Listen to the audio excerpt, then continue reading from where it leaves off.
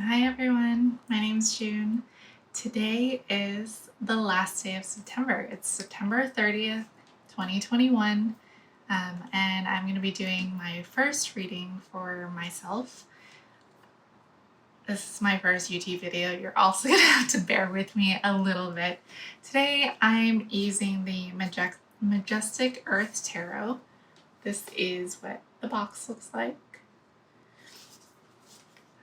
Apologies for my hands. I am a climber and I have been for over 10 years, so my hands are kind of gnarly. This deck comes with a title card with credits. Let's see if my camera, there it goes. As well as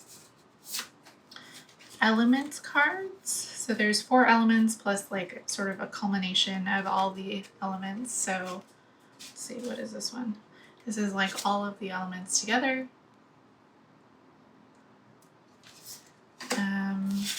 Water, I know this one. I believe this is Wands, fire energy. Air. Yes, air. And earth. So that's pentacles. I think I like. So this was Wands and fire. Water and cups. Air, which is swords. And earth, which is the suit of pentacles. Anyway, I pull those cards out of my reading. I don't really know how to use them, so I don't. I am a riffle shuffler, so I'm going to do that off camera and I guess just talk through it. Like I said, first YouTube video, we're just getting this done. So I actually have gone back and forth on whether or not I reorder my decks. I used to for a while. I was like, maybe that it's kind of meditative actually to like reorder your decks after you've used them. But also it means that I have to shuffle really, really extensively the first time I want to use a deck that it's been a while. So I don't always do that. This one was pre-shuffled, so I'm probably only going to shuffle it a few times. I think I've heard that like you're supposed to shuffle 7 times before you can guarantee that it's like fully random. I don't remember where I heard that, but if that's accurate, I'd love to know. If it's inaccurate, I'd also love to know, so let me know in the comments. I have shuffled this 3 times. I tend to also cut the deck. I think I've read that like you use your left hand or your right hand for specific reasons. I don't remember, so I just cut the deck however I feel like doing it. Right now it's in 3, and then I'm just going to restack it the way that I feel like it. So I usually just do a very simple 3-card spread. That's like my daily go-to. The first card I draw is usually on the left, and I will draw that thinking about the roads that led me here to this very present moment. And then the middle card, the second card that I draw, I try to think about or see if it feels relevant to the present moment. And then the last card, when I think about tarot, I don't think about it as a prediction tool. I think about it as an introspection or creative tool. So depending on what I draw, it either tells me maybe what I'm worried about or what I'm hoping for. So that's kind of the take that I have on the last card. So it's kind of a past, present, future draw. But again, I'm not big into thinking that your future is fixed in any way, and that includes with cards. All right, so the past, the card that I drew is Two of Water. That's interesting. I have not gotten a lot of other suits besides Pentacles lately. That makes a lot of sense to me because Pentacles are largely about like financial stability, material wealth, that kind of thing. And I have been pretty worried about finances lately. So this is a surprise to me. I've the last 3 readings I did, all of them were Pentacles. And so this is the first cup or water in this deck that I have drawn. I find that really surprising. It is nice that this, well, some people don't think it's nice, but for a beginner, it feels really nice that there are comments about like themes. So on this one, it says romance, trust, cooperation, and union. So this doesn't yet mean anything to me. Come on, camera, you can focus. Oh, it's trying so hard, sorry. Maybe if I put it in front of my face. Okay, there it goes. So I'm just gonna put that down. I feel like sometimes there's something really obvious that I can tie the card to some kind of past event. Here, I'm not really feeling it. I think romantically, I feel like I'm in a really good place. I have a husband of okay, I'm bad with time. You all will learn this about me. We were married in we met in 2018. We were married in 2018, I believe. So I feel like we've been pretty solid through that time. All right, so the next card for the present, this is interesting. This is what I drew. Temperance. Again, you can see that my camera is struggling to focus. What really struck me the moment I drew it is just that the color of the sky is a little bit more vibrant in this present card than the past. First thing that struck me. The present card states the following themes: providence, harmony, serendipity, and patience. That's kind of fascinating because serendipity and patience, I feel like, actually no, those do go really well together, because in order to really take advantage of serendipity and luck, you do kind of have to wait. You have to wait for like just the right moment, just the right circumstances. So that's interesting. I know it's something that I struggle with. Serendipity and patience. I'm notoriously impatient. I am a little bit impulsive in my purchases. I'm constantly struggling to find harmony or balance. If you can hear my cat, I apologize. I cannot get her to quiet down. Sometimes she just needs to vocalize. So wondering if I really should have thought about a specific situation before I started this reading, but I don't always do that, so I thought I'd just roll with it. But the first card really does have me thinking about romance and my relationship. So the second card is maybe, I've been having some difficult discussions with my husband around partnership, right? Like, this is something that's perhaps a struggle in a lot of, well, I don't know. I can't make that statement. This is a struggle with me. I feel like I really identified as someone who's very, very independent before I met him. When I met him, I was like, I'm done with guys forever. And then he kind of like convinced me otherwise, not because he tried, just because he was unlike anyone else I'd ever dated. So, I think I don't necessarily know how to be in a partnership. So sometimes I think that we have these discussions about like, what does it mean to contribute equally? Because it's not just like a 50-50 split for us. It's like trying to acknowledge where the other one is, where I'm at in terms of what we feel like we can contribute. So the idea of compromise is not just meeting in the middle. It's actually like, well, what is your middle? What is my middle? He gets a lot of satisfaction from cleaning. For example, I get no satisfaction from it. So if I contribute to the cleaning, because I think I'm helping, it actually detracts from his experience in our partnership. Sorry.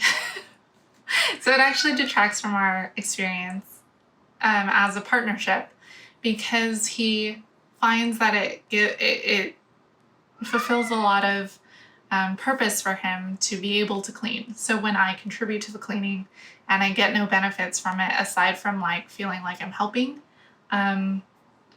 he feels like it takes away a little bit. So basically, finding harmony is something that we're struggling with. And so maybe that's kind of where this reading is headed. All right, anxiously awaiting this next card now. I'm so sorry about my cat. All right, complete shift of day to night, seems. So this is the moon. Come on, camera. All right, maybe if I hold it this way, does that help? Cover my face. All right, come on. There it goes. Okay, the moon, precarious, visions, apparition, obscure. So the moon is kind of an interesting card to draw. I think a lot of the keywords don't necessarily feel very hopeful, but what I know about the moon is that there's a kind of association between the moon and the feminine, like the feminine archetype, I guess, right? Like not necessarily male, female, but the archetype of what it means to be feminine. That when I see the moon and feel that sense of like mystery and unknown, I know that I feel a little uncomfortable. And I think this is also something that I'm struggling with is, you know, we hear sayings like being in a man's world, for example, that sometimes it feels like I don't really know how to be out there in the world. And also, like I was just saying, I don't really know how to be sometimes in my own relationship, in my own partnership. I don't know what it means to be feminine. I don't, right? Like, I guess I referenced cleaning, and if you rewound time 50 years, right? Like, the role of the woman was to care for the house. And in our partnership, that's largely not the case. I do contribute when he asks and when he needs me to, but largely that's not my domain in our particular partnership. So I think it's really fascinating that this came up, like the moon, the sort of like unknown, the mystery of the feminine, like all of that stuff is feeling confusing because I often want to know, like, what do I need to do in this situation? And I'm not often led by the heart. I am trying to get more in touch with that, but it's not always, I'm not always able to, hence, you know, tarot reading. Also, the moon is interesting because I'm going to be doing a moon tracking challenge of sorts. I have this good group of girlfriends, women friends, friends who are women, friends who are girls. I don't really, anyway, friends who identify as women. we are all going to be tracking the things that matter to us over a complete moon cycle. So from new moon to full moon, back to new moon, to see if there's kind of like a waxing waning effect in whatever it is we're tracking, whether that's joy, gratitude, perhaps like a time tracking method. Like maybe sometimes it works to block out chunks of time dedicated to a category of things, or maybe it works to actually be very, very specific with certain tasks. Like instead of work in general, it is send emails, attend meetings, I don't know, whatever. We are doing this moon tracking challenge. Maybe this is a good card to draw, thinking about that. This was a hard reading for me. I think I don't fully know what to make of it. I feel like there's kind of a morning, sunset, night situation. This is almost morning light to me. Kind of has that like lovers after a night sort of feel to me. And then like that kind of light feels almost like looking at a sunset, a really hot sunset. And then of course the full moon, which I think is just fascinating. It feels like a huge progression from past to potential future. I will say that I feel like I'm in a better place than I have been in the past, and I'm uncertain about the future. And, I think we all are, right? It's 2021, 2020, I have not processed, and 2021 is starting to get to the point where it might be coming to a close. And so I feel like this reading is very much that. Like there's a lot of stuff in transition. And I mean, now looking at all three of these together, I need to find a better way to do this. I will figure it out for next time. You can see we kind of start with the idea of partnership here. And then we move to the single individual who also seems to be a woman. And then we move to nothing except the moon and nature.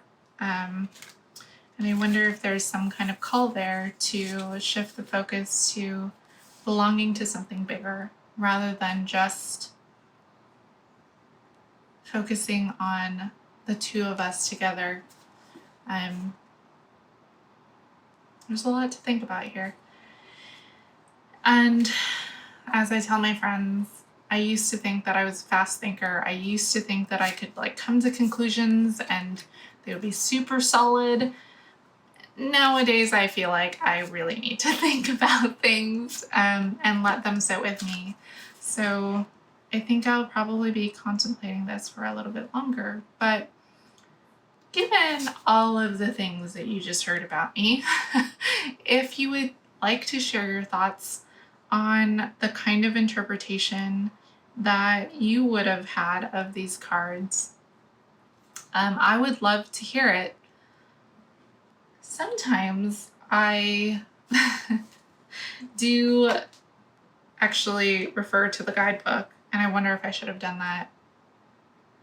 Maybe I'll do that in another part 2 video, because this one feels like it's been a while, or my voice seems to think it's been a while.